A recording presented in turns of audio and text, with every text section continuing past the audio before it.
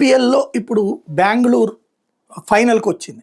At the same time Punjab ఫైనల్కి వచ్చింది. ఈ ఇద్దరు ఇంతవరకు ఒక్కసారి కూడా ఐపీఎల్ పథకం గెలవనటువంటి వాళ్ళు. కాబట్టి ఇప్పుడు కొత్త విజేత రాబోతున్నాడు. ఇప్పటిదాకా చెన్నై సూపర్ కింగ్సా, ముంబై ఇండియన్సా ఇట్లా కాకుండా ఫస్ట్ టైం ఇద్దరు కొత్తగా రావటం అన్నటువంటిది. గతంలో కూడా బెంగళూరు ఫైనల్కి వచ్చి ఓడిపోయినటువంటి సందర్భం, పంజాబ్ ఒక్కసారి ఫైనల్కి వచ్చి పోయినటువంటి సందర్భం ఉంది. ఇదంతా పక్కన పెడితే బెంగళూరు కోహ్లీ అటు నార్త్ ఇండియన్ అయినా సరే బెంగళూరుకి మొదటి నుంచి ఫస్ట్ ఇయర్ నుంచి ఆడుతూనే ఉన్నాడు. ఎప్పటికీ నడుస్తూనే ఉంది. ప్రతిసారి దెబ్బతింటున్నటువంటి పరిస్థితి అయితే ఉంది. ఇప్పుడు అటు ఇద్దరు కూడా రాయల్ ఛాలెంజర్స్ బెంగళూరు, పంజాబ్ ఇద్దరూ కూడా నువ్వా నేనా అన్నటువంటి పోటీ పడుతున్నటువంటి సందర్భం. నేను ముంబై ఇండియన్స్ని కొట్టేసేసి ఏకంగా శ్రేయస్ అయ్యర్ బ్యాటింగ్తో వచ్చినటువంటి పంజాబ్తో ఆడబోతున్నారు. ఈ టైంలో ఎంత సంతోషపడతా ఉండాలి కర్ణాటకలో.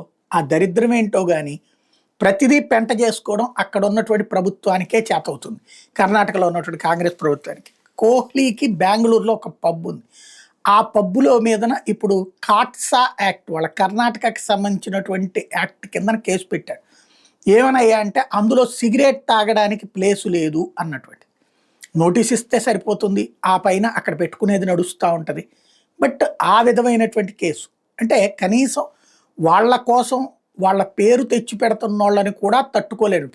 కోహ్లీ ఏమన్నా సంఘ విద్రోహ శక్తి అంటే అదేం కాదు కదా. దరిద్రం అట్లా ఉంటుంటుంది అనమాట వీళ్ళతో.